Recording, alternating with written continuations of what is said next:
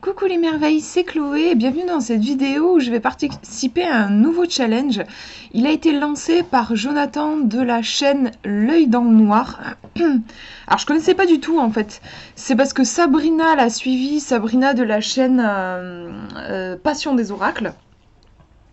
Euh, et enfin c'est ça qui est chouette avec les challenges, c'est que du coup ça fait connaître du monde et voilà, je ne connaissais pas la chaîne de Jonathan, mais du coup je suis allée voir et j'ai trouvé super. Il lance le challenge, le Toll Challenge, donc T-O-L, T pour tarot, O pour oracle et L pour livre, et il propose de présenter un tarot, un oracle et un bouquin qui a été édité chez les éditions Arcana Sacra. Donc forcément, je suis super heureuse parce que Arcana Sacra, vraiment, j'adore ce qu'ils font. Donc présenter un peu ce qu'ils font, leurs produits, je suis super contente de le faire.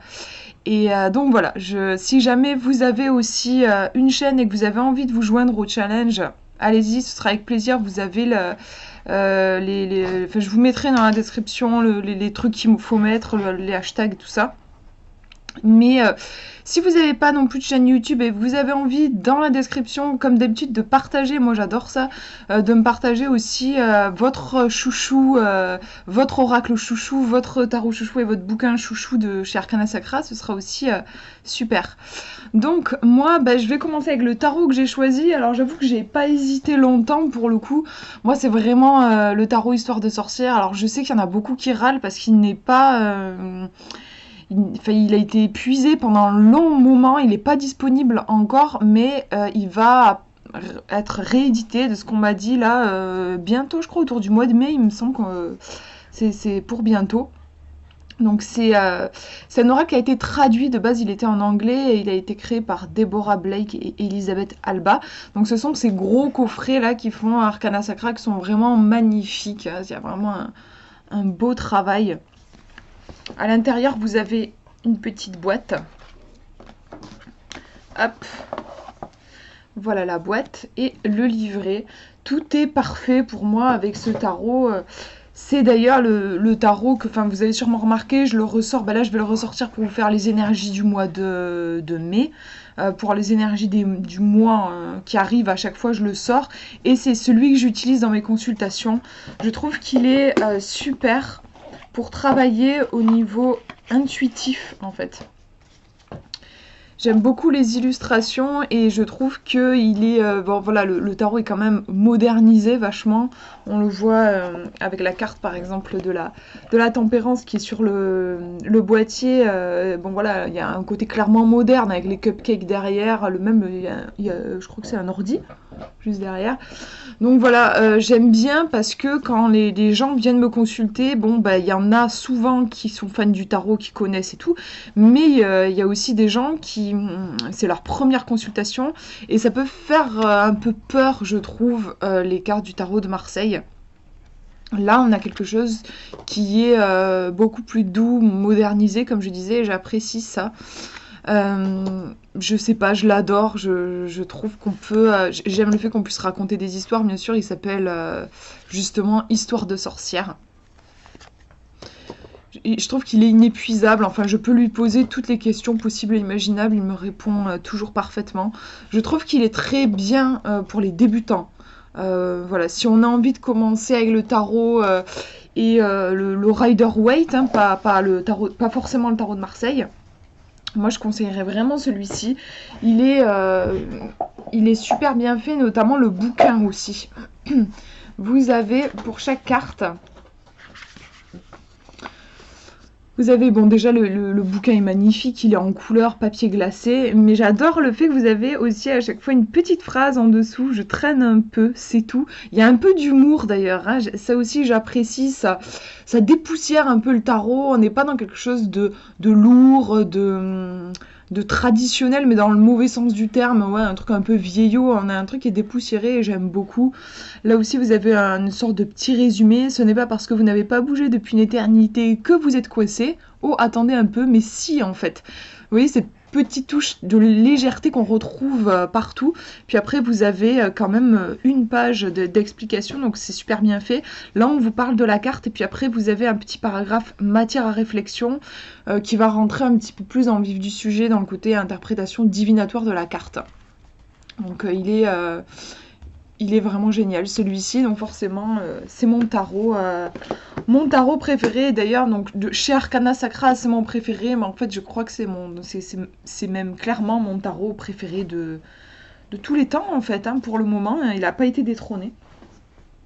Au niveau de l'oracle, là ça a été plus dur, mais bon, j'ai fini par me décider et choisir l'oracle Lumière d'Antoinette Charbonnel.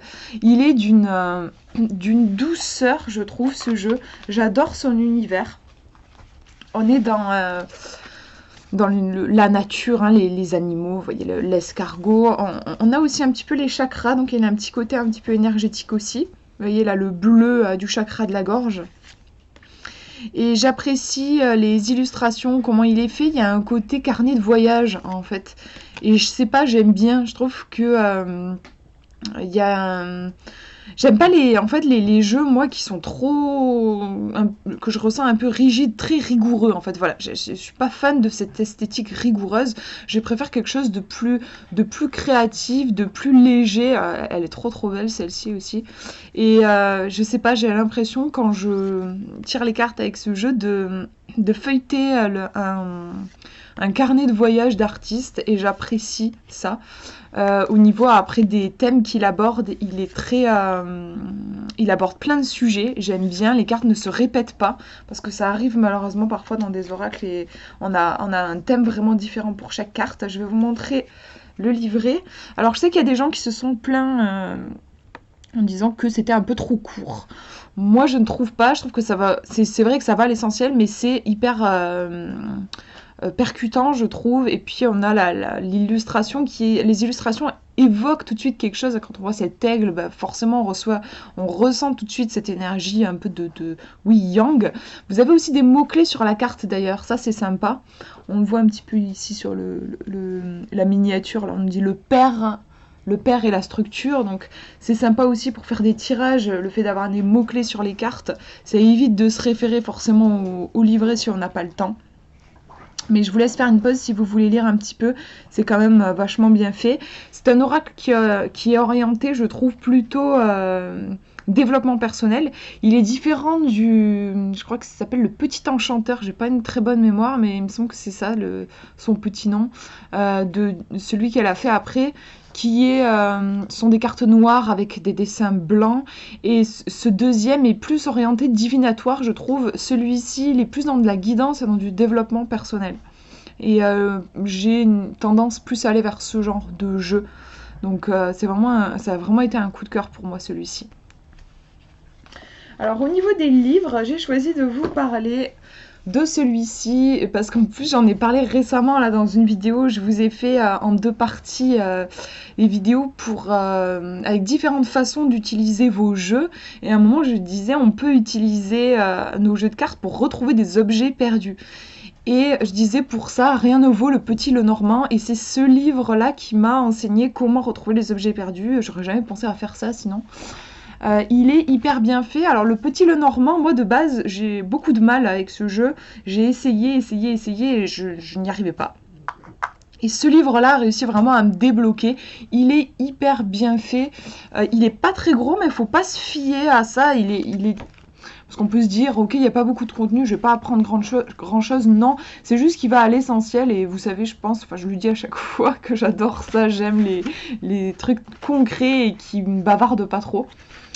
Ce que j'ai apprécié, en fait, entre autres, c'est que le Petit Lenormand, on a vraiment un côté divinatoire. Il a été créé dans cette idée-là. Moi, le divinatoire, comme je disais, j'apprécie, mais pour moi, un jeu qui ne peut être utilisé que pour la divination, ça va me lasser, c'est pas quelque chose qui m'intéresse. J'aime faire un travail profond. Et le Petit Lenormand, le problème, c'est que tous les bouquins que je trouvais sur le sujet, déjà qu'il n'y en a pas beaucoup en France, c'était que du divinatoire. Et là, l'auteur a pris la peine pour chaque carte, vous avez le sens général, le secret, ça j'adore, c'est un petit truc en fonction de là où la carte sort dans le tirage, vous avez une information. Et ensuite, vous avez donc objet, quel objet cette carte va pouvoir symboliser. Un lieu, justement, si vous recherchez un truc que vous avez perdu, là, ça va désigner une maison, un appart, voilà.